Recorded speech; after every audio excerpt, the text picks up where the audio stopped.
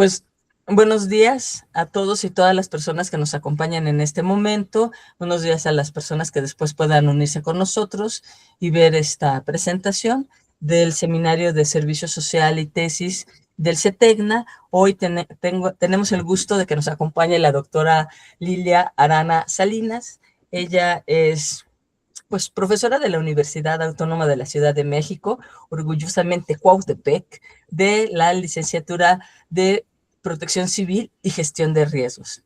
La doctora es doctora en vulcanología y todo lo que quieran saber del Popo y de la Sierra Chichinautzin, pues lo ponen en comentarios o le mandan un correito. Salen, nos avisan. Pues hoy nos va a platicar de un tema que me parece que es muy importante sobre los aportes de los volcanes a la humanidad. Y entonces,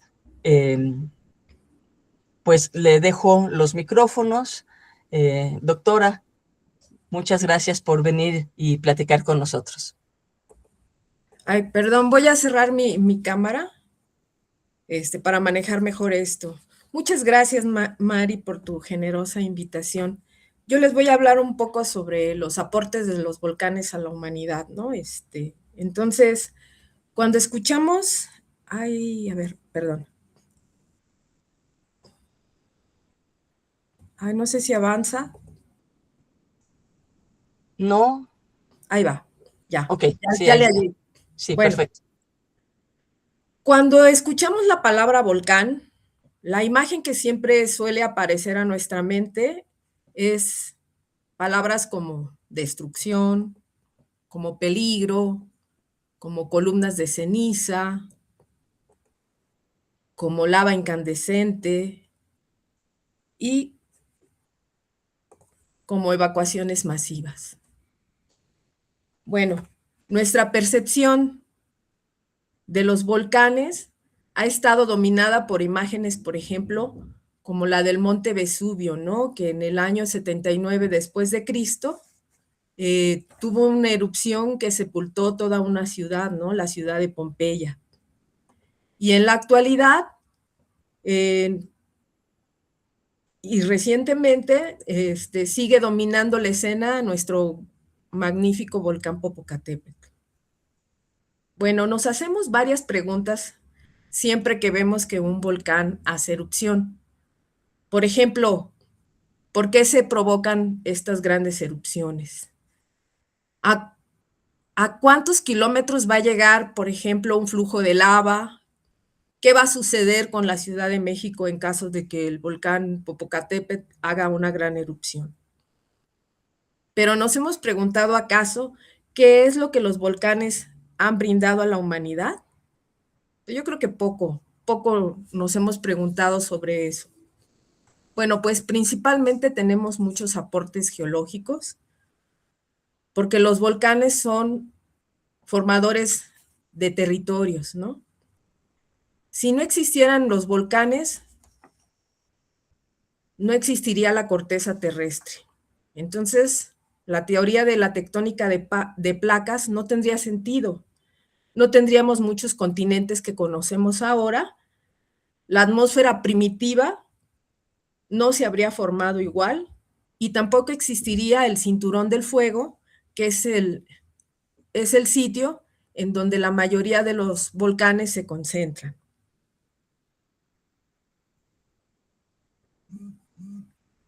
Como generadores de vida, no son solamente amenazas naturales, pues los volcanes son motores geológicos en el planeta.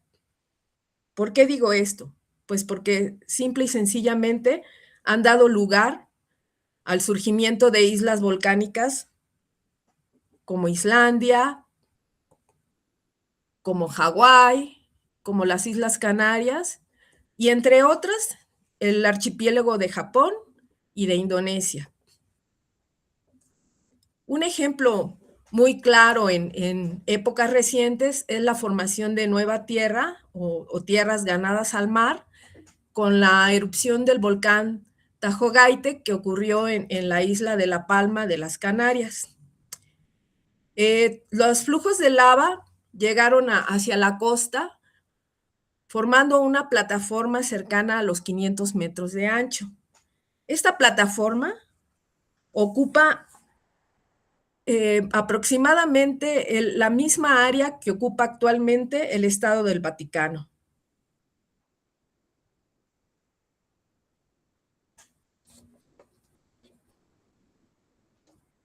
Uno de los mayores beneficios significativos de los volcanes es la generación de suelos altamente fértiles. Ejemplos como este nosotros vemos al sur de la Ciudad de México. En esta lámina podemos ver, por ejemplo, al volcán Teutli en el lado izquierdo y el lago de Xochimilco. Bueno, es muy significativo debido a que este tipo de ecosistemas están rodeados de ceniza volcánica. Esta ceniza volcánica contiene minerales que poseen elementos como el potasio, el fósforo, el hierro, el magnesio, que mejoran la estructura del suelo, aumentan la retención del agua y por lo tanto crean suelos muy fértiles. Esta fertilidad explica por qué numerosas civilizaciones antiguas se asentaron en zonas volcánicas. Aquí pongo el caso de Cuicuilco, una zona al sur de la Ciudad de México, que tuvo florecimientos alrededor del año 1000 a 1200 después de Cristo. Y que también, desafortunadamente, tuvieron que emigrar por la erupción del volcán Xitle.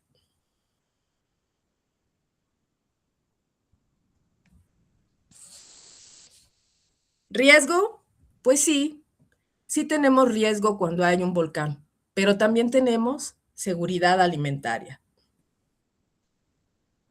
Este es el caso, como les comentaba, del sur de la ciudad, en donde podemos ver que la mayor parte de los grandes suelos agrícolas se encuentran en esta región. Es muy notable, por ejemplo, las alcaldías de Milpalta y de Tláhuac, en donde se siembra el nopal, se siembra ay, se me fue el nombre. Bueno, ¿Amaranto? el amaranto, sí. El amaranto, se siembra el maíz, tenemos una variedad increíble de hortalizas, de hongos y de algunos frutos, por ejemplo, como las manzanas. En Europa no es la excepción. Tenemos una cantidad de viñedos en los alrededores del volcán Etna y de la isla de Lanzarote, en donde sus vinos a nivel mundial son muy apreciados. También la industria agrícola se beneficia de los volcanes. Bueno, los volcanes son los yacimientos más grandes, digamos, de azufre. Y el azufre se utiliza en la industria agrícola para la producción de fertilizantes. También, desafortunadamente, en la industria armamentista se utiliza el azufre para la fabricación de la pólvora.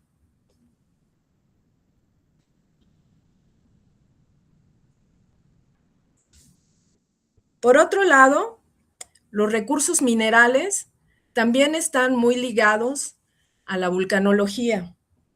En viejos sistemas volcánicos, generalmente se hallan los yacimientos minerales que dan orígenes a metales preciosos como el oro, la plata, el platino y el cobre. Estos recursos minerales se explotan en minas. México es un sitio que desde la época de los españoles o desde antes, desde la época prehispánica, se han explotado estos recursos minerales. Tenemos minas en el estado de Hidalgo, en Guanajuato, en San Luis Potosí, en Querétaro, en Guerrero, en Sinaloa, por mencionar algunos de los estados. También tenemos piedras preciosas. Estas piedras preciosas Nosotros los geólogos las conocemos como minerales, solo que ya dándoles ciertos cortes se convierten en piedras preciosas que son muy apreciadas por los seres humanos, ¿no? También se generan en antiguos sistemas volcánicos. Son generados por algunos productos o líquidos que se generan cercanos a las cámaras magmáticas y que migran hacia la superficie encontrando grietas que van rellenando, que se convierten después en vetas, y es la manera en la que se encuentran este tipo de minerales, que a su vez después se convierten en joyas, ¿no? En estas láminas podemos observar, por ejemplo, el diamante en bruto, que se encuentra en la parte superior izquierda. También tenemos los granates, las esmeraldas y los zafiros. Esa es su forma en bruto, y ya cuando son trabajadas con los artesanos, las encontramos en anillos y en diversas joyas.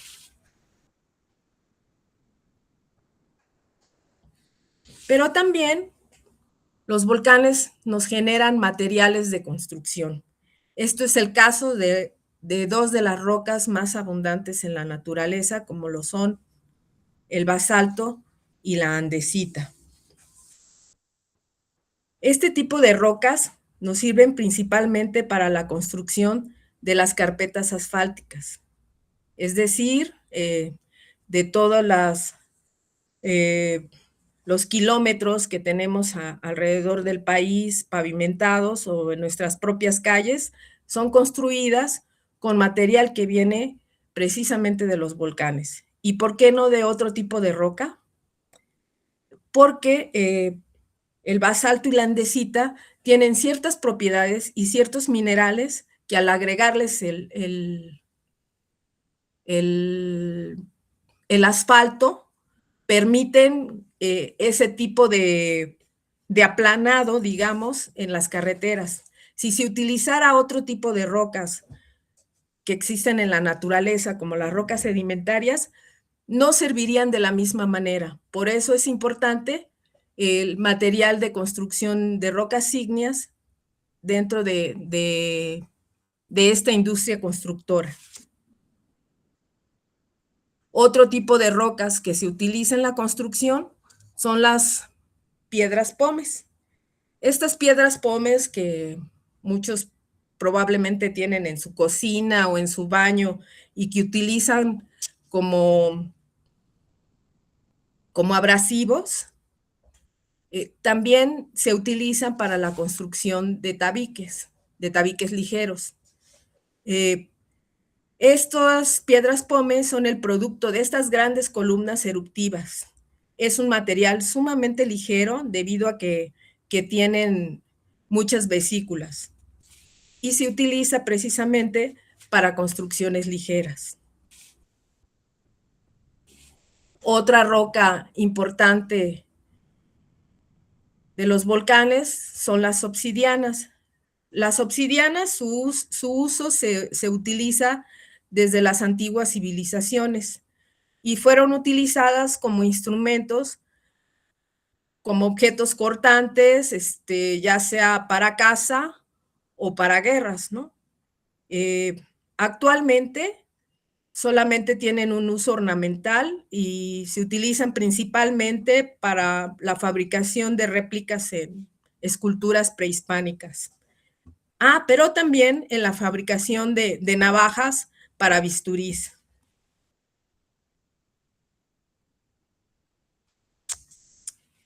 En cuanto a otro tipo de beneficios que nos proporcionan los volcanes, no olvidemos la energía geotérmica. ¿Qué es la energía geotérmica? Es la energía que se genera por el calor interno que emana el volcán y constituye una de las principales fuentes de energía renovable más importantes. En México contamos con 5 campos geotérmicos. Desde el más importante por la producción tenemos, por ejemplo, al al campo geotérmico de Cerro Prieto, que se ubica en Baja California. Tenemos también al campo geotérmico de los azufres en Michoacán, al campo geotérmico de los humeros en Puebla, y tenemos geotérmicas en desarrollo, como es el Cerro San Pedro, en el estado de Nayarit, y el que se ubica en el volcán Tres Vírgenes, en Baja California Sur. Estas son imágenes de las diferentes plantas geotérmicas. Por ejemplo, tenemos a la planta geotérmica de los azufres en Michoacán, la planta geotérmica de los humeros en Puebla y la planta geotérmica del Domo San Pedro en Nayarit. Aquí también tenemos, por ejemplo, la planta geotérmica en Cerro Prieto, en Mexicali, y el campo geotérmico del volcán de las Tres Vírgenes.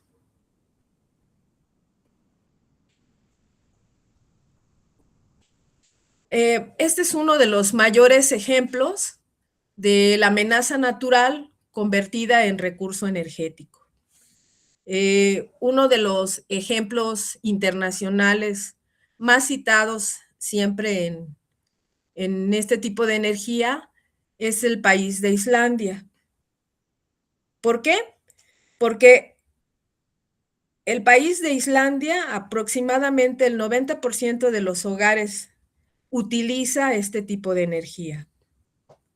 Aquí en este ejemplo, perdón, es en donde vemos claramente el equilibrio entre una amenaza natural convertida en un beneficio como son los recursos energéticos. Pero también en los sistemas hídricos tienen mucho que ver los volcanes, debido a que son fuertes recargas de acuífero, debido a que las rocas son muy permeables, son materiales muy permeables que permiten que el agua se infiltre y recargue los acuíferos. Otras son las formaciones de manantiales y las formaciones también de geysers. Las aguas termales son un ejemplo claro de cómo un sistema volcánico puede generar también desarrollo económico en algunas zonas. Aquí podemos ver, por ejemplo, algunos balnearios en la ciudad de Morelos. Bueno, el de arriba, Las Pozas, se encuentra en el estado de Hidalgo y la parte de abajo es un balneario en Morelos. Y La Chica, por ejemplo, está en la famosa Laguna Azul en Islandia. También impulsan economías turísticas como parques volcánicos, ¿no? Aquí en México tenemos el muy conocido Parque Nacional Iztapopo, en donde la gente va a hacer montañismo a lista o solamente a caminar. En otros países, por ejemplo, en España, en Cataluña, tenemos el campo volcánico de La Garrocha, en donde también es un parque ecológico. Otro parque nacional se encuentra en la isla de Lanzarote. El parque se llama Timanfaya y también está rodeado de volcanes hermosos. Otro sería en la isla de Sicilia, en el volcán Etna, y uno de los más espectaculares es en Islandia, en donde prácticamente todo el país es un parque natural.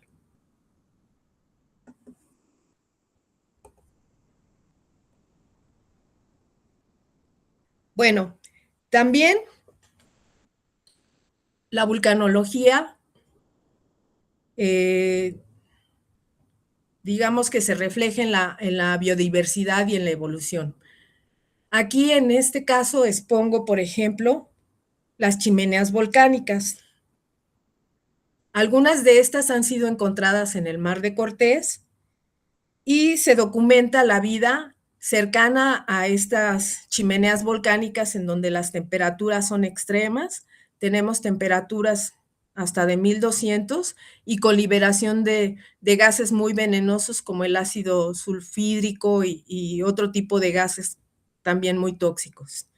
Se ha encontrado que viven bastantes animalitos cercanos a estas chimeneas denominados extremófilos.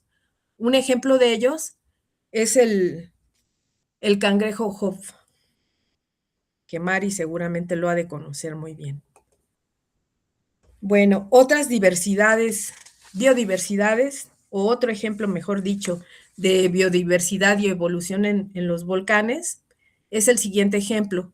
En el año 1982, el volcán Chichón tuvo una erupción muy fuerte, conocida como una erupción pliniana. Esta erupción pliniana lo que provocó fue una desertificación alrededor del volcán. Sin embargo, después de 10 años, el volcán Chichón ya tiene alrededor de él crecida la selva, ¿no? Este es un ejemplo de la evolución y de una sucesión ecológica. Por ahí hay una teoría en donde dice que los primeros en volver a crecer son los líquenes, los musgos, después siguen las plantas, los insectos y la fauna mayor. El volcán Chichón es considerado como uno de los ejemplos en donde se advierte una evolución ecológica. Los volcanes también permiten estudiar desde cero a la vida. Son laboratorios naturales, pero también son símbolos, ¿no? Entonces, aquí en estas fotografías que les muestro, en la parte superior, por ejemplo, vemos que los volcanes también como símbolos son muy importantes. Para muchas culturas son considerados como deidades, guardianes o entidades sagradas.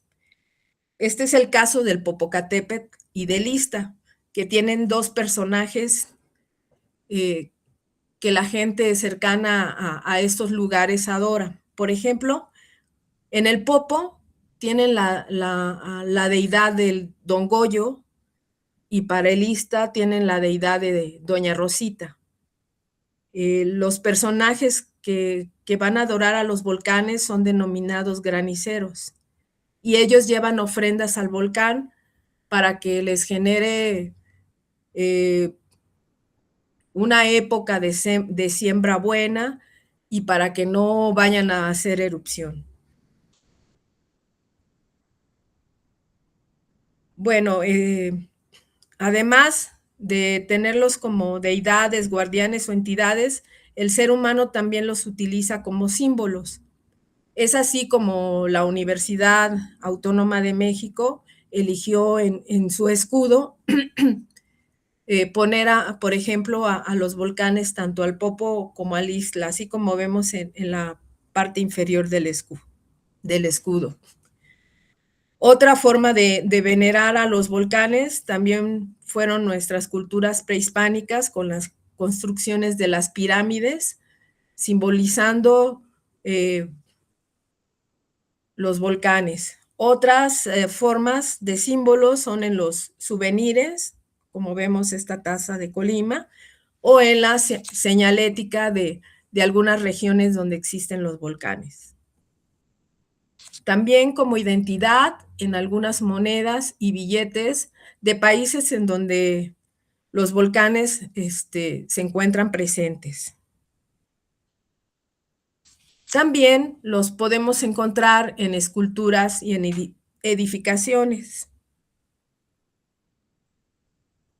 Tenemos, por ejemplo, representados los volcanes por esculturas. Una de las más famosas fue las de este artista Vicente Rojo, quien tuvo una exposición muy famosa de los volcanes hace años.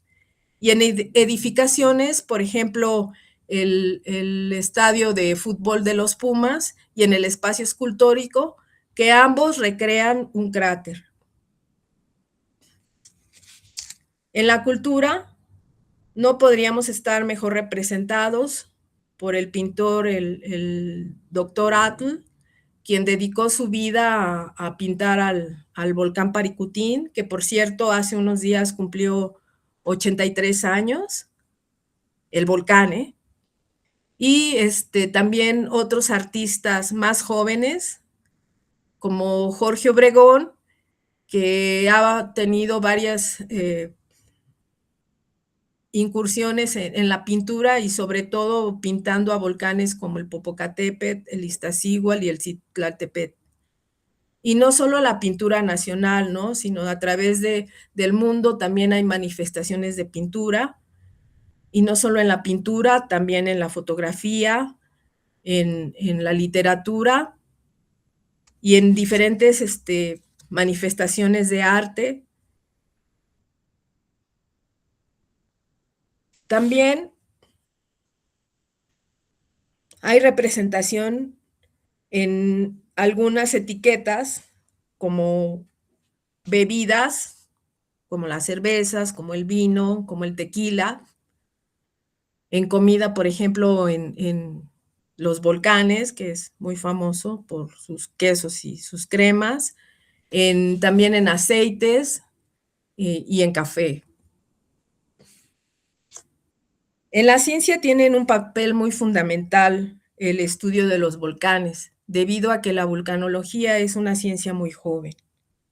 Pero gracias al conocimiento de las rocas, sabemos que la composición de nuestro planeta, y es posible en estos momentos inferir la composición de otros planetas que conforman nuestro universo.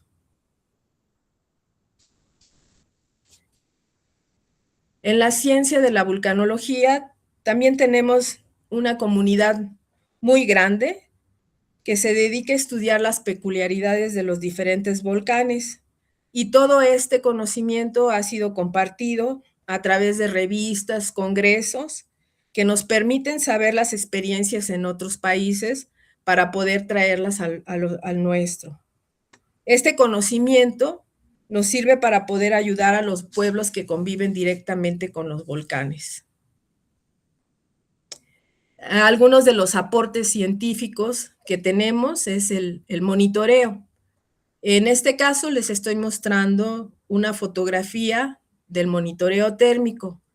Este es un sistema de observación por medio de una cámara infrarroja que capta las imágenes de la temperatura del volcán y nos permite anticipar los cambios que puede tener él. También se monitorea por medio de la medición del flujo de CO2. La variación de este gas nos puede predecir la actividad de un volcán, ¿no?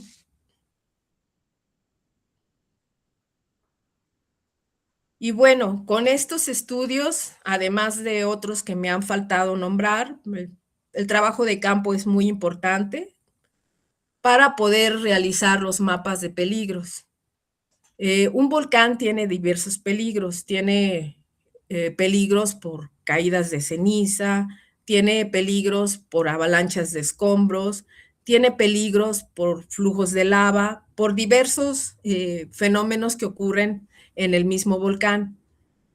Con los datos que uno recolecta en campo y de análisis de rocas, se puede lograr hacer este tipo de mapas que posteriormente van a servir para diseñar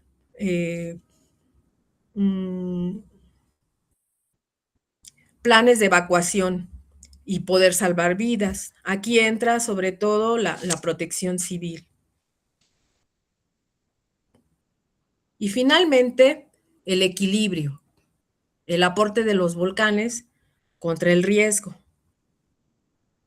No podemos seguir romantizando a los volcanes, pero tampoco podemos condenarlos por todo aquello que ha pasado.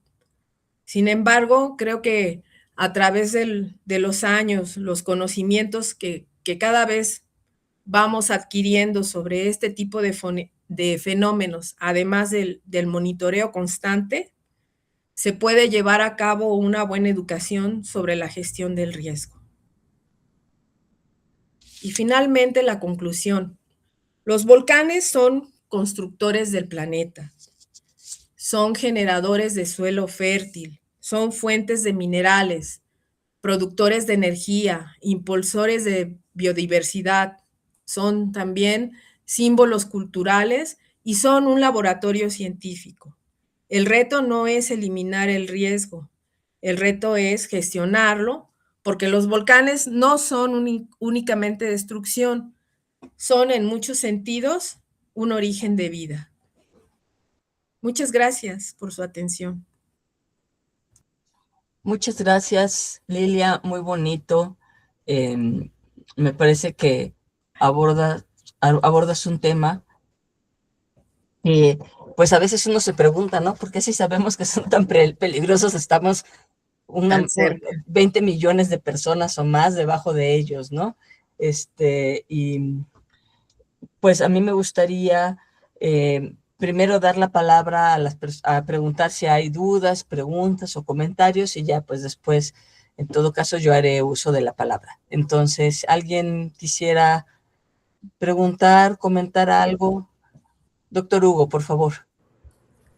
Muchas gracias. Lilia, muchas gracias por la plática. A mí me encantó porque me recordó mucho esta famosa frase de Eduardo Galeano, ¿no? La de que los científicos dicen que estamos hechos de átomos, pero un pajarito me contó que estamos hechos de historias. Y faltaría agregar que estamos hechos de volcanes también, ¿no? Sí.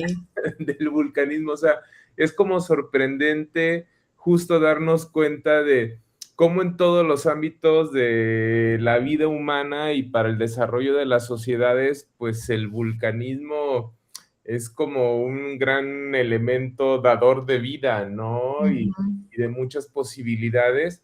Entonces esto se vuelve como bien interesante porque justo también lo que se ha podido observar desde ciertas aproximaciones, ¿no?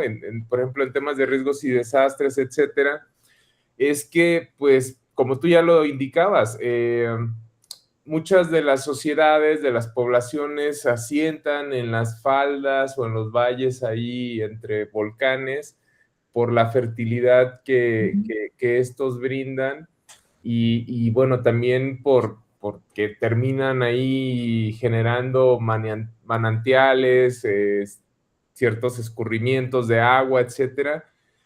Pero por otro, pues también sin el conocimiento, sin la adecuada planeación y educación, pues terminan siendo como una amenaza para la vida, ¿no? En ese sentido. Entonces a mí me encantó un montón el darme cuenta de cómo por todos los ámbitos que sostienen a la vida, pues el vulcanismo ahí está presente y no es valorado, ¿no? Como en esos términos, incluso como en estas propuestas también que se están haciendo de geoparques, ¿no? Como espacios también de recreación, de educación, sobre la importancia que tienen, etcétera.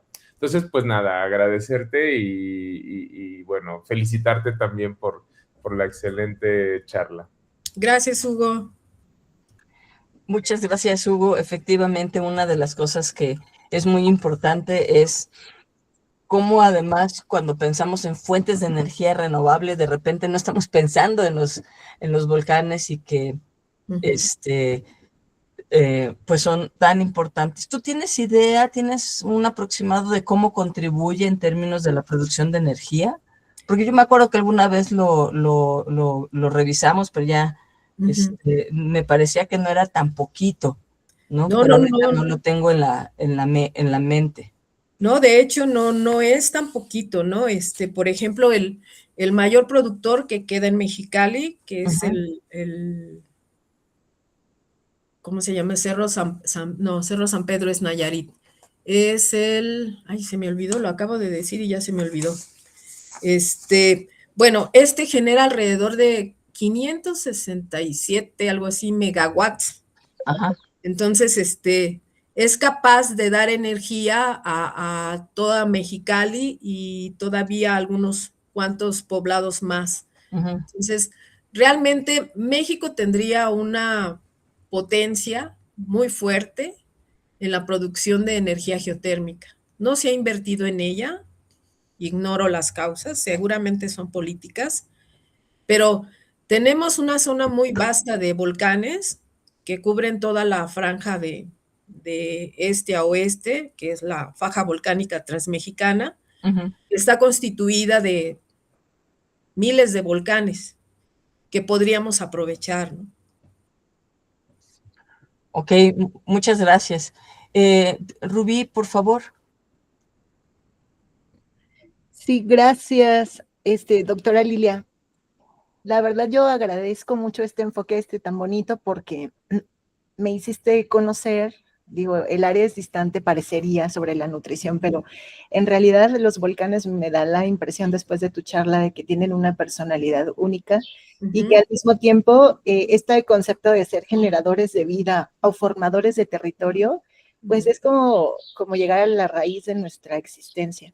Y de alguna forma siempre he creído que la naturaleza nos enseña mucho cómo debemos actuar o cómo podemos colaborar, y los volcanes de por sí creo que tenemos en la mente la presencia de ser entidades enormes, de gran potencial de energía, pero también como con miedo, ¿no? Con miedo, pero no hemos visto también que esa fortaleza o el miedo, si lo vemos como una entidad, también tiene grandes oportunidades de desarrollar vida, nutrientes alrededor. Las comunidades que están alrededor de los volcanes tienen cocina que tiene particularidades, ¿no? Desde la riqueza de nutrientes de los alimentos que se producen alrededor, y probablemente también todavía no se hayan perdido en el resto de la Ciudad de México, por ejemplo, al estar cerca de un volcán. A lo mejor sí, no sé qué tanto, pero yo creo que todavía parte de su historia de erupciones se mantiene presente y todavía forma parte de la nutrición o de la potencialidad de los suelos, que si bien hemos destruido en gran parte o se ha deteriorado, pero sigue presente. Y a veces eso no lo vemos así. Cuando hablaste de esta gran cantidad no sé, de riqueza de los volcanes para no solamente darnos riesgos, sino también subsistencia, creo que esta parte poco se ha explorado sobre los volcanes, porque son una fuente importante de la subsistencia humana. Y tal vez, pues hemos estado más en contacto con los riesgos y bueno, ahora que se han desarrollado estos mapas de riesgos y demás, ¿qué te ha dado este acercamiento a los volcanes como enseñanza de vida? Bueno, mira, esta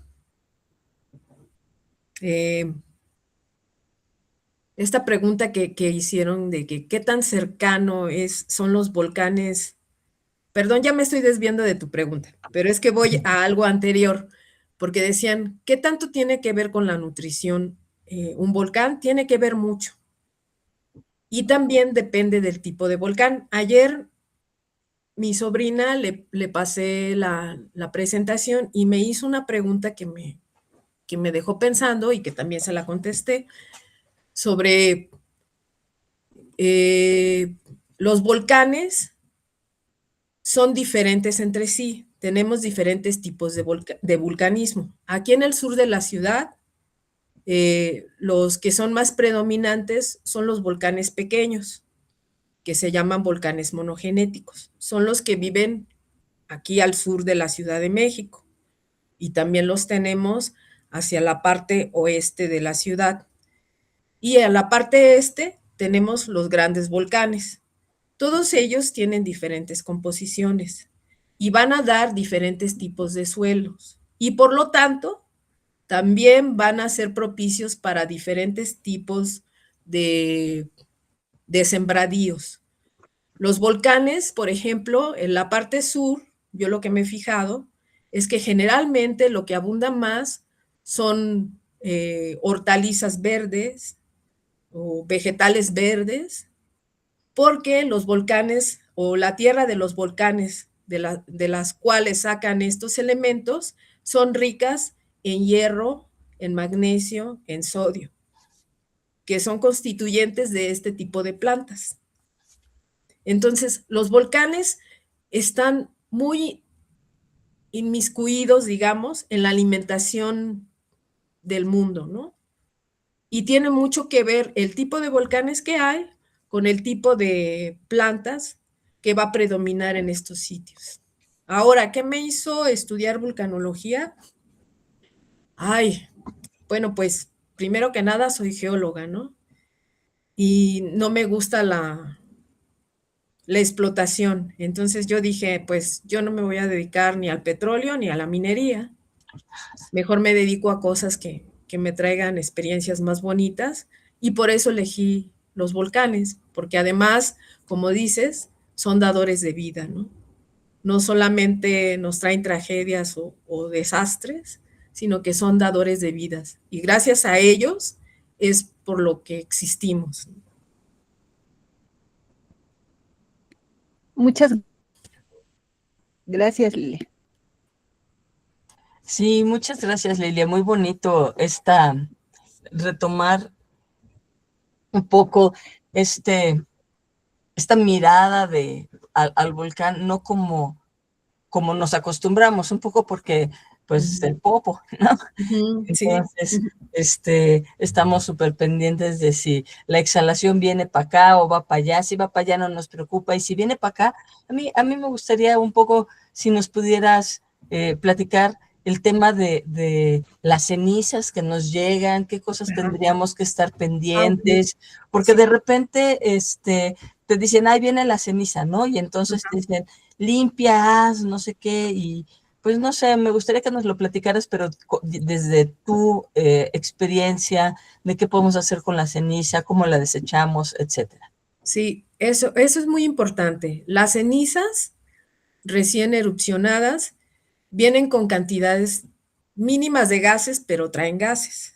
Entonces, cuando haya alertas que se emita que hay una erupción y que van a venir hacia acá las cenizas, lo prudente es usar cubrebocas. Si se puede traer el cubrebocas mojado, es mejor. Porque estas cenizas son micrométricas. No se ven, pero ahí están. Generalmente yo ahorita traigo una infección en los ojos, precisamente porque hace poco hubo los vientos que lanzaron hacia acá las cenizas, ¿no? Y seguramente muchos de nosotros traemos alguna infección en los ojos y no sabemos por qué, pues es por eso, ¿no? Entonces tratar de traer lentes oscuros, aunque sea, para protegerse la vista. Por otro lado, la recolección de la ceniza es muy importante. Esta no se debe de mojar, se debe de recoger en seco y poder tratar de ponerlas en bolsas y avisarle al de la basura, oiga, esto es ceniza. O también si se quiere poner en el jardín, no hay problema, ¿no? Esto le sirve a las plantas.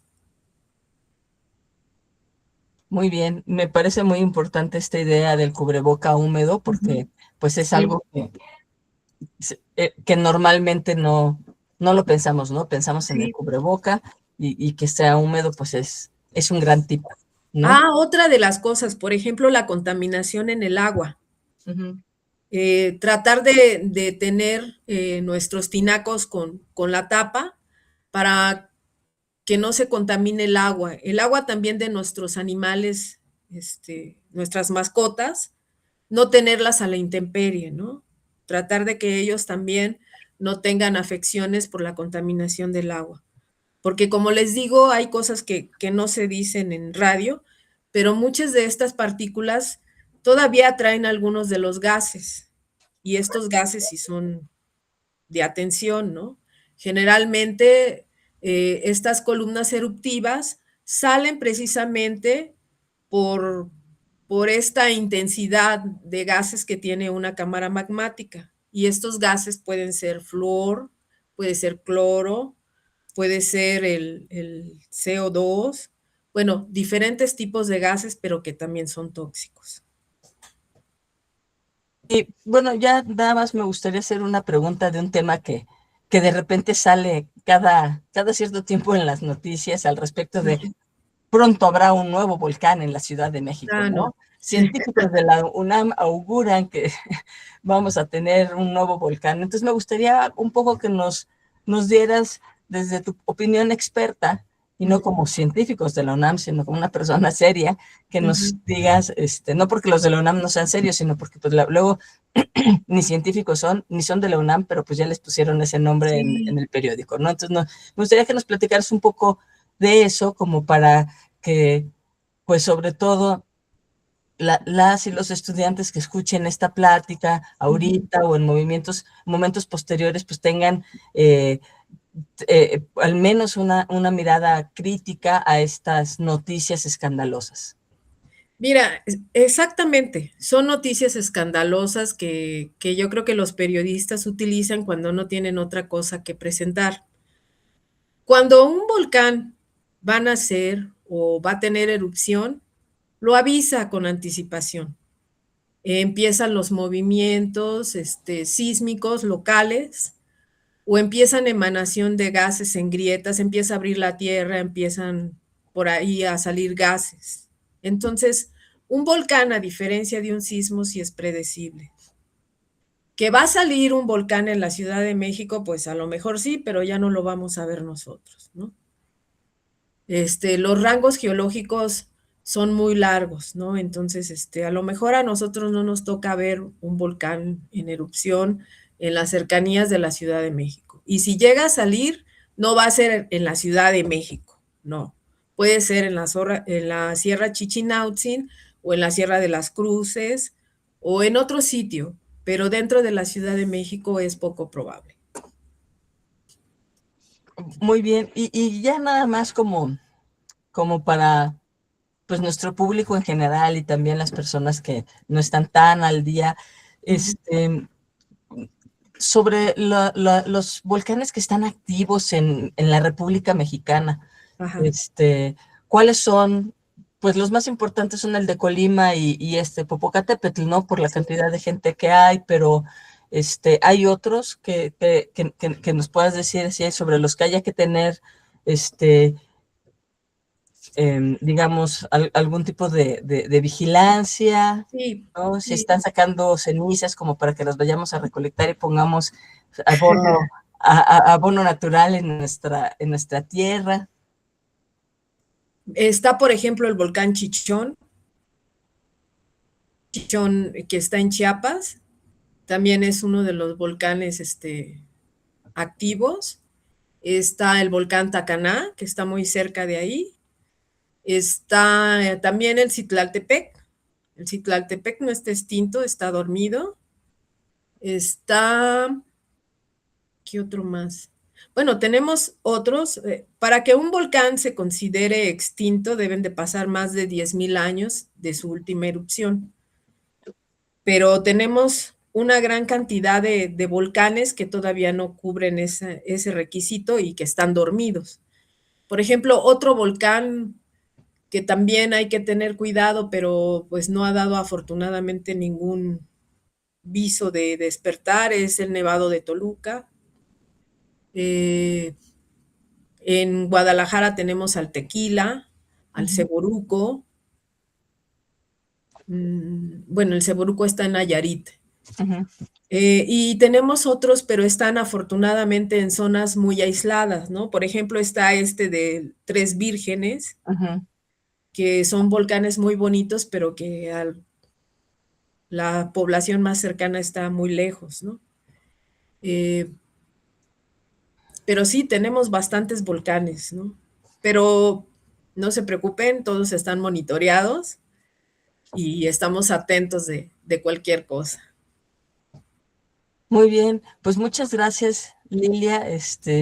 La verdad es que nuevamente, pues es muy lindo saber de los volcanes, de todas las cosas que nos dan y no solamente de los sustos, ¿no? Entonces, pues si no hay más preguntas o comentarios, pues reitero mi agradecimiento por esta charla tan bonita, tan ilustrativa, ¿no? Y pues les agradezco a todos y todas su participación.